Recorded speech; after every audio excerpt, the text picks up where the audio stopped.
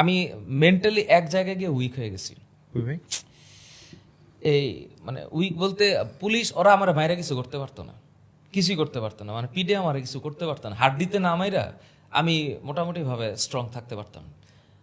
একটা বার হচ্ছে গিয়ে এরকম করে এটা উঠাইছে ফোনটা, তখন আমার ওয়াইফ তাসমিয়া আজিম নীলা ওর আইডিটা বাইরেছে।